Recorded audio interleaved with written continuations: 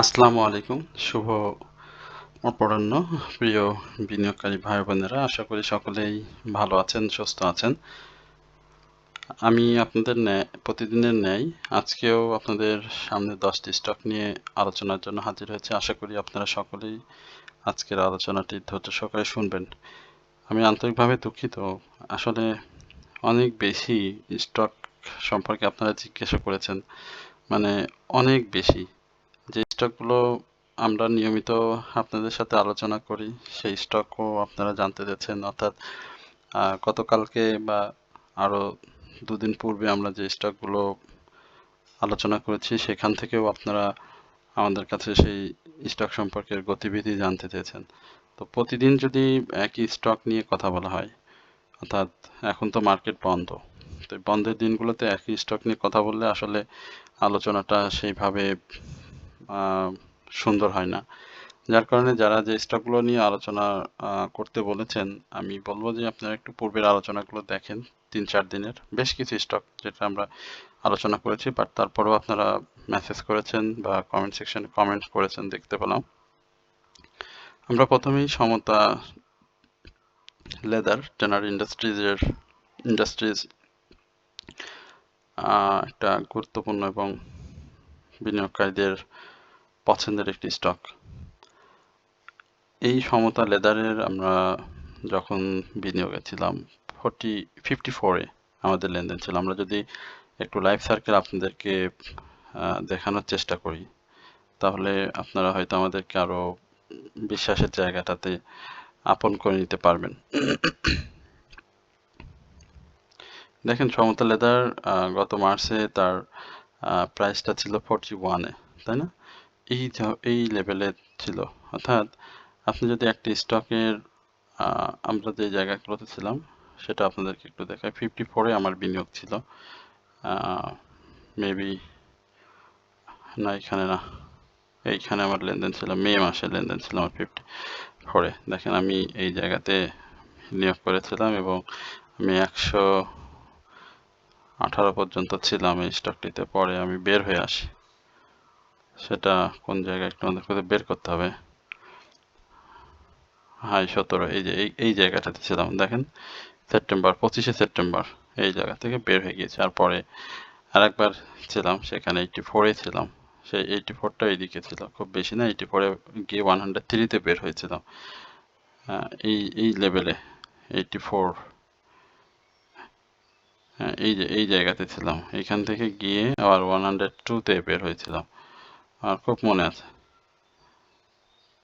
তো এখন যে বিষয়টা লক্ষণীয় সেটা হচ্ছে যে আপনি একটা স্টক যদি মুভ করে, সেই ধরনের স্টকে যদি বছর মেয়াদি বা বাই সেলের মাধ্যমে বিনিয়োগে থাকতে পারেন, তাহলে আপনি অবশ্যই ভালো প্রফিট জেনারেট করতে পারবেন।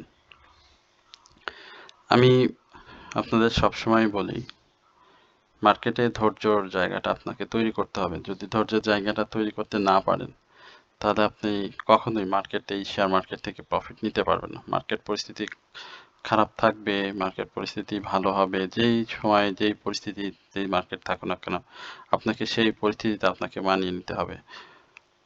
সমতা লেদার সম্পর্কে অনেকে জানতে চাইছেন যে সমতা লেদারের বর্তমান পরিস্থিতি কেমন, বিনিয়োগ করা যায় কিনা। আমি বলবো যে সমতা লেদার তার অবস্থানটা খুব সুন্দরভাবে ধরে রেখেছে এবং এই জায়গাটাতে সমতা লেদার তার প্রাইসটাকে খুব বেশি ডাউনে নিয়ে আসবে না। এই জায়গাটাতে সমতা leather inside down trend create করবে, সাইডওয়ে ডাউন ট্রেন্ড ক্রিয়েট করবে এবং যদি বলি যে 81 টাকা 50 পয়সার এই লেভেলটাতে সে সর্বশেষ ডাউন ট্রেন্ডে চেষ্টা করবে এবং এইখান থেকে সে মুভমেন্ট গেলে অবশ্যই 92 এর উপরে একটা ক্লোজ করার চেষ্টা করবে। আমি আবারও আপনাদেরকে বলি যে 92 এর উপরে একটা ক্লোজ করার চেষ্টা করবে এবং সেখান থেকে আবারও স্টকটি নিয়মিত তার প্রাইস অ্যাকশনে ফিরে যাবে। মার্কেটের সার্বিক পরিস্থিতি বিবেচনায় আমাদের স্টকগুলো ভালো পারফর্ম করছে এবং আপনারাও ভালো প্রফিট নিতে পেরেছেন, সেটা আপনারা নিজেরাই আমাদের সাথে সংযুক্ত থেকে বুঝতে পেরেছেন। তো সমতা লেদারে যারা দীর্ঘ সময় ধরে বিনিয়োগ করে প্রফিট নিয়েছেন, দীর্ঘ সময় বলবো না, এটা স্বল্প মেয়াদি বলবো, যে 1 বছরের কম সময় ধরে বেশ বড় প্রফিট নিয়েছেন, আবারও সেই সুযোগটা সমতল লেদার মানে রেখেছে এবং এটি এই জায়গা থেকেই পূর্বে বা বিভিন্ন সময় সাপোর্ট নিয়ে মুভমেন্ট করেছে এবং এখনো সে এই জায়গাগুলোতে প্রাইসটা ধরে রেখেছে। আশা করি যে স্টকটি আবারও আপনাদেরকে একটা ভালো প্রফিট দিবে এবং এই জায়গাগুলোতে এন্ট্রি জোন আপনি যদি চিন্তা করেন তাহলে আমি বলবো যে আপনি অবশ্যই এখানে এন্ট্রি জায়গাটা চিন্তা করতে পারেন। আশা করি স্টকটি এই জায়গা থেকে আপনাকে মিনিমাম 92 এই লেভেলে একটা প্রাথমিক প্রফিট দেবে এবং সেখান থেকে ব্রেকআউট করলে 103 এবং পরবর্তীতে আরও হাই ক্রিয়েট করবে। তো আশা করি আপনারা এই জায়গাটাতে অবশ্যই মাথায় রেখে বিনিয়োগের চিন্তা করতে পারবেন, বাট আমার আলোচনা শুনে যেন আপনি বিনিয়োগটা না করেন, এটুকু আপনাদের কাছে আমি বলবো। স্টাইল ক্রাফট খুব চমৎকার একটি স্টক, যদিও জেড ক্যাটাগরিতে লেনদেন হচ্ছে, যার কারণে বিনিয়োগকারীদের একটু আস্থার ঘাটতি অবশ্যই তৈরি হয়েছে স্টাইল ক্রাফটের আগে আমি বলি স্টাইল ক্রাফট আমার 89-এ বাই করা ছিল। তো সেখান থেকেও আমি অ্যাডজাস্টমেন্ট করে প্রফিট নিয়ে বের হতে পেরেছি।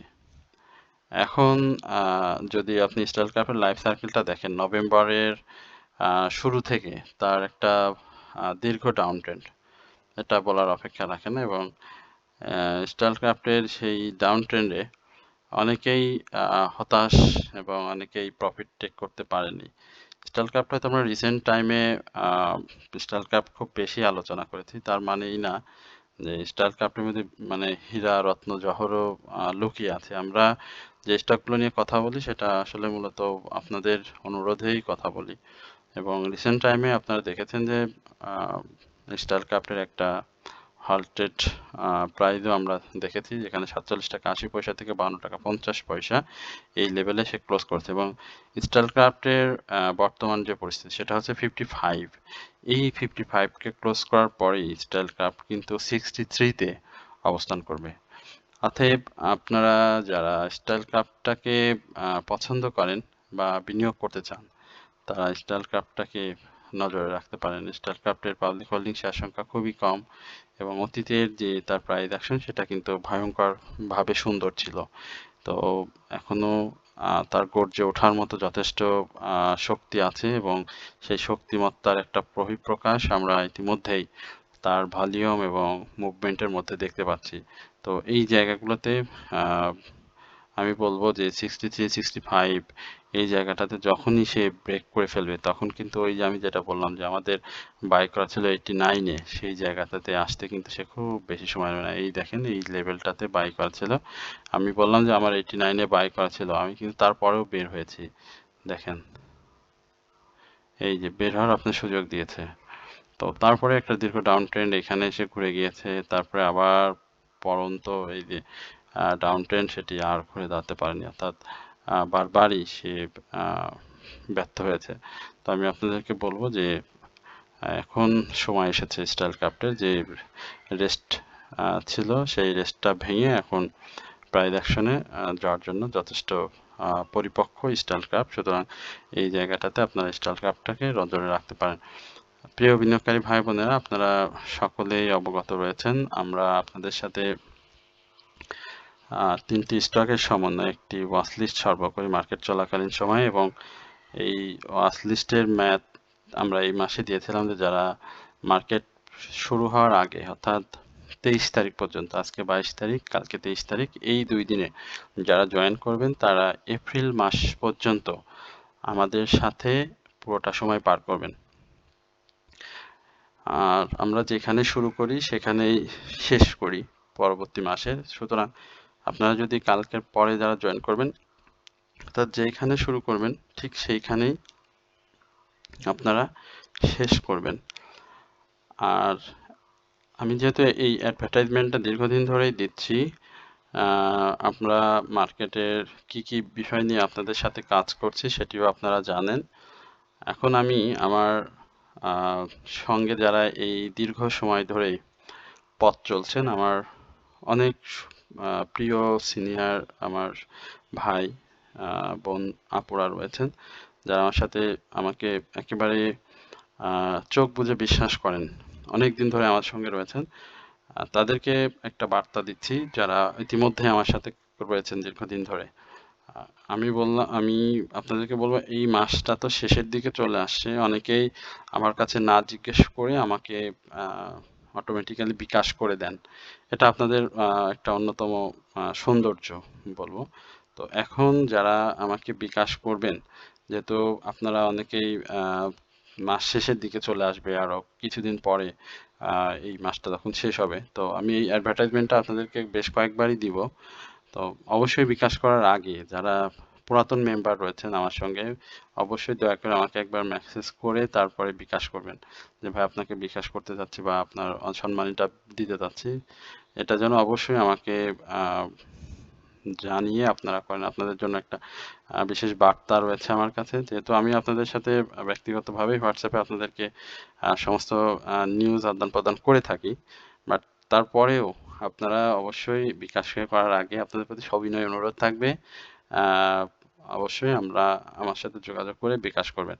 আর যারা নতুন করে জয়েন হবেন, তারা আমাদের সাথে জয়েন হওয়ার আগে আমাদের যে মেসেজটি রয়েছে সেটি আমরা আপনাদেরকে জানিয়ে দেবো, সুতরাং আপনাদের খুব সমস্যা হবে না। বাট যারা পুরাতন আমার সঙ্গে যুক্ত রয়েছেন তাদেরকে বললাম, অবশ্যই আপনারা আমার কাছ থেকে এই মেসেজটি জেনে নেবেন। আর মার্কেট নিয়ে অনেকের খুব টেনশন কাজ করছে। টেনশনের বিষয়টা নিয়েও আমরা গতকালকে আপনাদেরকে আশ্বস্ত করেছিলাম। তো মার্কেটের অ্যাডজাস্টমেন্টের একটা বিষয় থাকবে, এই সপ্তাহে সেটা থাকবে না, আগামী সপ্তাহে অ্যাডজাস্টমেন্টের বিষয় থাকবে। আর এই সময়টাতে যদি বৈশ্বিক পরিস্থিতি স্বাভাবিক থাকে, যেমনটা যুদ্ধ গুটিয়ে নেওয়ার ব্যাপারে ডোনাল্ড ট্রাম্প একটা বার্তা দিয়েছেন, বাট তারপরেও আজকে বিশ্ব মিডিয়াতে বিভিন্নভাবে একটা বড় সংবাদ এসেছে, যেটা হচ্ছে ইসরায়েলের ব্যাপক হামলা চালিয়েছে ইরান, এবং ইরানের সেই হামলায় বেশ ক্ষয়ক্ষতি হয়েছে এবার ইসরায়েলে। তো ইরান তার পাল্টা আক্রমণ অব্যাহত রাখবে, এবং ইসরায়েলও সেটি বলছে, তারাও মানে তাদের আক্রমণটা অব্যাহত রাখবে। এর বাইরে ডোনাল্ড ট্রাম্পের যে বিষয়টি এসেছে যে 48 ঘন্টার মধ্যে তারা এই বিষয়টা যদি হরমুজ প্রণালী যদি উন্মুক্ত করে না দেয়, তাহলে তারা বড় ধরনের আহ, অভিযানে অভিযানে অংশগ্রহণ করবে ইরানের বিপক্ষে। তো এই বিষয়টাও একটু শঙ্কা তৈরি হয়েছে সাধারণ বিনিয়োগকারীদের মনে, যারা আমাকে যে মেসেজ দিয়েছেন বা এই নিউজ সম্পর্কিত যে স্ক্রিনশটগুলো দিয়েছেন, সেটি আমি তাদের বা আমাকে যারা শুনছেন তাদের সবার উদ্দেশ্যে বলতে চাই যে আমরা মার্কেটের সব ধরনের খারাপ পরিস্থিতি বা মার্কেটের ভালো পরিস্থিতি যেটুকু থাকুক, আমরা সব ধরনের পরিস্থিতির সাথেই কিন্তু মানে ওতপ্রোতভাবে জড়িত।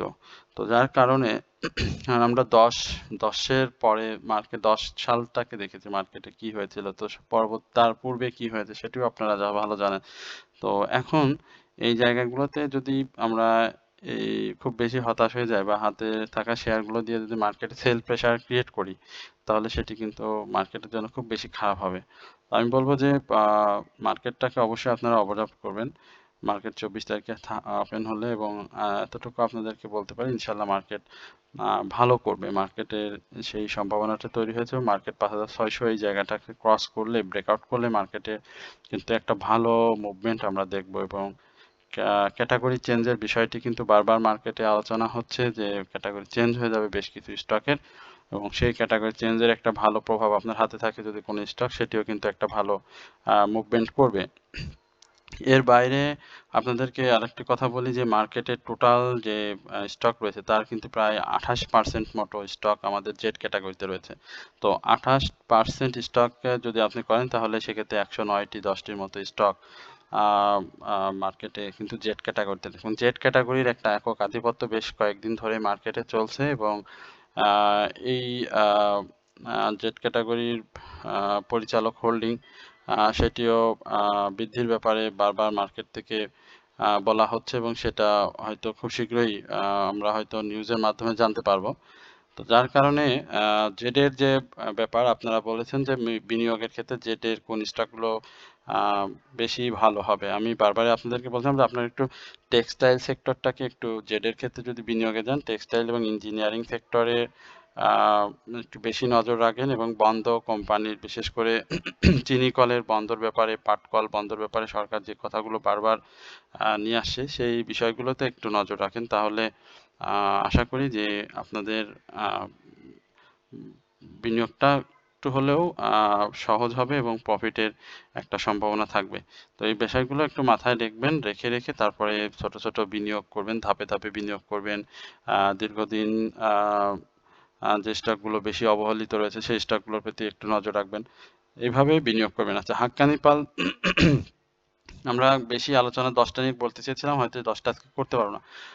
হাক্কানি পাল্পটা খুব চমৎকার অবস্থানে রয়েছে এবং 76 এটাকে ক্রস করলে এটি আবারও 80 টাকায় চলে যাবে। বাই সিগন্যালে ইন করেছে, খুব চমৎকার, খুব অসাধারণ একটা অবস্থাতে রয়েছে হাক্কানি পাল। এটিও আমাদের নিয়মিত একটা স্টক ছিল, সুতরাং নিঃসন্দেহে এটি বিনিয়োগযোগ্য একটি স্টক বর্তমান সময়ে প্রফিট নেওয়ার জন্য। মার্কেট পরিস্থিতি বিবেচনায় যাদের ভালো লাগে অবশ্যই আপনারা স্টকটিতে নজর রাখবেন এবং বিনিয়োগ করতে পারেন। আমরা নেটটা নিয়ে একটু কথা বলি। দেখেন, আমরা নেট নিয়ে কে কে চিন্তা করেছিলেন? দেখেন, আমরা নেটের এই যে র্যালিগুলো হয়ে গেল, 10 মার্চ থেকে যে র্যালিটা 15 টাকা 50 পয়সা থেকে শুরু হয়েছিল, 15 টাকা 90 পয়সা থেকে ক্লোজ করেছে। এখন দেখেন কত চমৎকার একটা জায়গায় অবস্থান করছে, প্রফিট দিয়েছে, এখানে প্রফিট টেকিং হয়েছে, নতুন করে আবারও মুভমেন্টের যে যাত্রা সেটা অব্যাহত রেখেছে। তো আগামী দিনগুলোতে এটি কেমন করবে, তাই না? প্রশ্নটা স্বাভাবিকভাবে আমাদের মনে এরকমই আসে। তবে এই জায়গাটাতে 17 টাকা 50 পয়সার একটা থাকবে, যেটি আপনার সাপোর্ট নেওয়ার চেষ্টা করবে এবং এই সাপোর্টটাতে অবশ্যই সে রেসপেক্ট করবে এবং এখান থেকে আবার সে তার মুভমেন্টটাকে কন্টিনিউ করবে। এবং এই মুভমেন্টটা আপনি যদি আপনাদেরকে একটু বলি যে এই জায়গাগুলোতে কিছু ফলস ক্যান্ডেল রয়েছে, এই ফলস ক্যান্ডেলগুলোতে আসলে ব্রেকআউট করাটা একটু সময় সাপেক্ষ, বাট এই জায়গাগুলোতে যে অবস্থান করছে মেজর, যদি বলি যে 18 টাকা 30 পয়সার উপরে একটা ক্লোজ করতে হবে এবং 18 টাকা 30 পয়সার উপরে ক্লোজ করলে এটি মানে খুব দ্রুতই এই যে এই জায়গাটাকে ব্রেক করে ফেলো, তো 19 টাকা 60 পয়সাটাকে ব্রেক করে আবার নতুন হাই ক্রিয়েট করে মুভমেন্টে ফিরে আসবে। এর বাইরে ছোট ছোট কিছু ফ্রি স্পেস পাবে, তো সেই জায়গাটাতে অবশ্যই যেতে হলে 22 টাকার উপরে তাকে ক্লোজ করতে হবে। 22 টাকার উপরে একটা ক্লোজ দিতে পারলেই সেই স্পেসগুলো সে তৈরি করে নিতে পারবে। তো আশা করি আপনারা এই জায়গাগুলোতে অবশ্যই নজর রাখবেন। আমরা সাবকো স্পিনিং নিয়ে কথা বলেছিলাম, সাবকোটা নিয়ে আবার না, সাবকো নিয়ে আর কথা বলবো না। সাবকো নিয়ে আমরা একাধিকবার কথা বলেছি। আমরা ড্যাফোডিল নিয়ে কথা বলেছি, এসপি সিরামিক নিয়ে কথা বলেছি, এশিয়াটিক ল্যাবরেটরি নিয়ে কথা বলেছিলাম। তো যারা আমাদের এই যে বন্ধের দিনগুলো যে স্টকগুলো নিয়ে কথা হয়েছে সেটা যদি আপনারা একটু দেখেন, সেখানে কিন্তু অনেক স্টক দেখতে পাবেন যে স্টকগুলো ভালো করেছে বা আপনাদের সঙ্গে সবসময় শেয়ার করা হয়।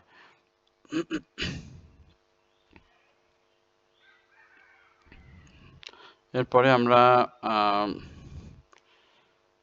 আরো একটা স্টক নিয়ে কথা বলবো, হামি নিয়েও আমি কথা বলেছি। হামি সম্পর্কে আবারও জানতে চাইতেন। হামি, হ্যাঁ, হামিটা তো খুব ভালো করেছে। দেখেন 100 এই লেভেল থেকে সারি দিয়ে এই জায়গাগুলো থেকে খুব চেষ্টা করেছে, 104 এই জায়গাগুলোতে সে খুব কন্টিনিউয়াসলি ভালো করেছে। হামি এখনো ভালো করবে। আমরা হামিটা তো এর আগেও আপনাদেরকে বলেছিলাম, সেদিন হামি নিয়ে কথা না বলে ওয়াটা কেমিক্যাল নিয়ে কথা বলি, যেটা আপনাদের আবারও সম্ভাবনা দেখা দিয়েছে। সেই স্টকটি নিয়ে এখন একটু দেখি। ওয়াটা কেমিক্যাল খুব চমৎকার পজিশনে রয়েছে, বাই সিগন্যাল এসেছে, বাট ভলিউমটা আরেকটু ইনক্রিজ করতে হবে। ভলিউম ইনক্রিজের সঙ্গে সঙ্গে কয়েকটি ক্লোজ তাদেরকে দিতে হবে ভালো। 131-এ খুব ভালো একটা সাপোর্ট হচ্ছে এই স্টকটির এবং এই স্টকটি সেই সাপোর্টটা এবার ভেঙে ফেলে ডাউন ট্রেন্ডে খুব বেশি ডাউনে চলে আসে। এই জায়গা থেকে আবারও চেষ্টা করছে, খুব পজিটিভভাবে আমি বলবো যে চেষ্টা করছে এবং এই জায়গাতে তার সম্ভাবনাটাও খুব দারুণ। কারণ এর আগেও সে 104 থেকে 150 বা 148 এই লেভেলে কিন্তু গিয়েছিল। তো এই জায়গাটাতে অলরেডি সাপোর্ট নিয়েছে, অর্থাৎ এই জায়গাটাতে আর তৈরি করার সম্ভাবনাটা নাই।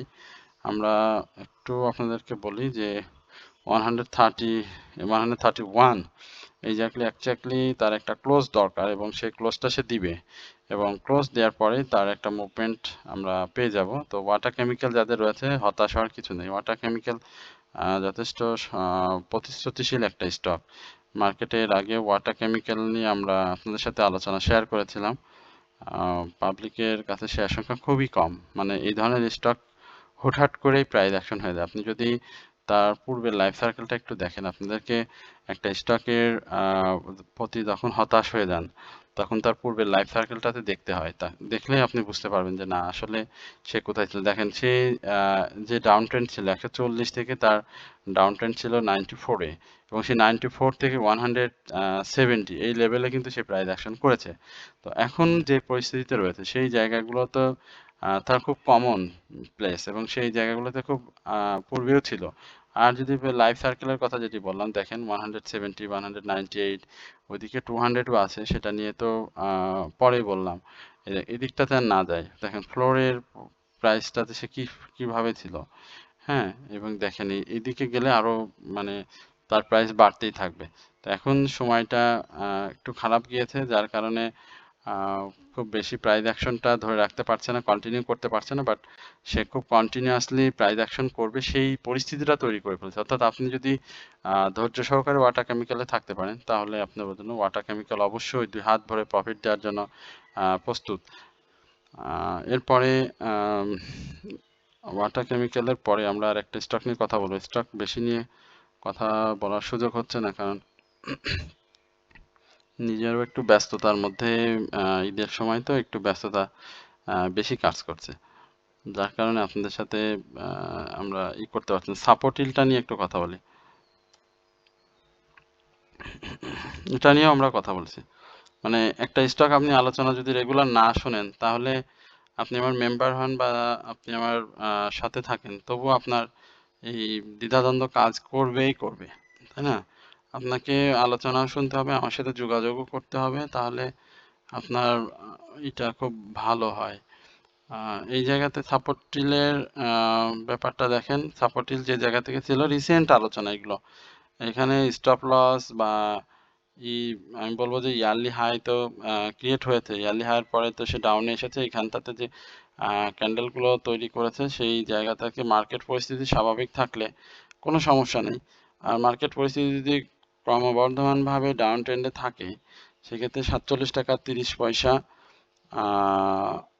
এই জায়গাতে স্টপ লস সেট করে আপনি বাই করতে পারেন স্টকটি, সমস্যা নাই। 47 টাকা 30 পয়সা এই জায়গাতে স্টপ লস সেট করেন।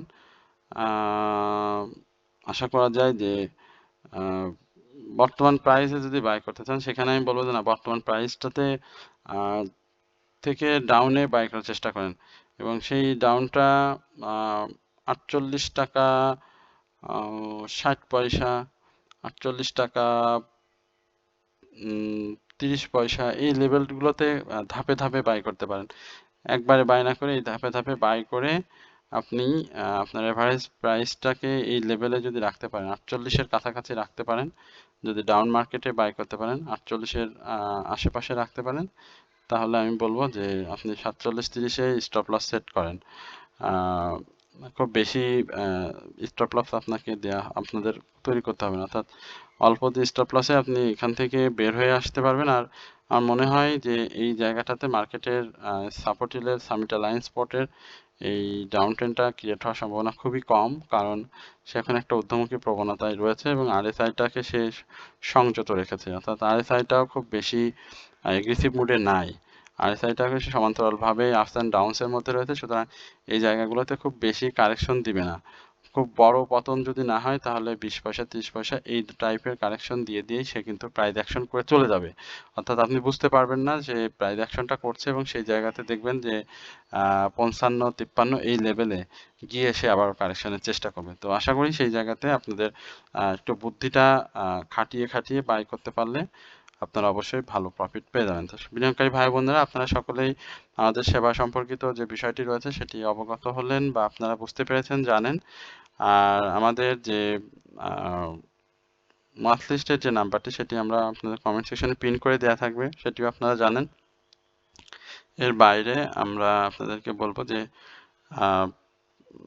আপনাদের যদি একক কোনো স্টক সম্পর্কে যে অ্যানালাইসিসের প্রয়োজন হয়, যারা আমাদের সাথে রয়েছেন নিয়মিতভাবে, তারা আমার সঙ্গে হোয়াটসঅ্যাপে নক করলে আমি এটি আপনাদেরকে জানিয়ে দিব। তো সকলে ভালো থাকবেন এবং সবার প্রতি বিনীত অনুরোধ থাকবে আমাদের চ্যানেলটি সাবস্ক্রাইব করবেন। এই প্রত্যাশায় আজকের আলোচনা এখানে শেষ করছি। আসসালামু আলাইকুম ওয়া রাহমাতুল্লাহি ওয়া বারাকাতুহু।